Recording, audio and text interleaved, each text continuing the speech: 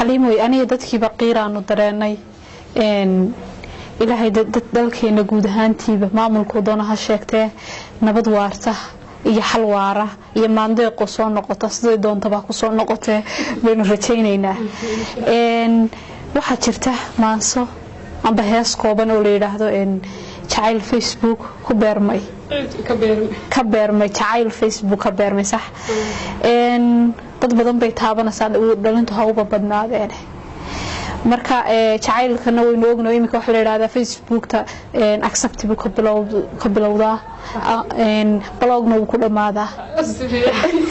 jacayl badan oo guuleystay oo u wada dhalay oo midho dhalkoodii la hayana way jiraan oo Facebook ka beermay marka balna taas noogu yar hakiso xogaa qeyrada si looga baxo warun hibaaqay horta wax qeyrada looga baxo waa loo baahan yahay naftu way u baahan tahay markii muur yar gasho waxay ku soo noqotay inay yeesho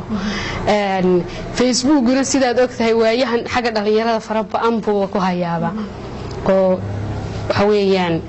inta iska baranaysa waruntaay waa sidaas aad sheegtay acceptida uu ka bilaabanayo blogtan uu ku dhamaanayo iyo inta ku ka faa'iida run ahaantii hadii la isu eego la yiraahdo hal isbarbar dhigo waxa badata intuu blogta ku dhamaado blogta laftigeeda waxay reebtaa xanuuno aad u fara badan oo dhalinyarada ku keena inay accepted bay qaarkood laga waayo marka kulay dhalinyarada marka la sheekaysatana waxyaabo badan oo la yaab leh baad ku arkaysaa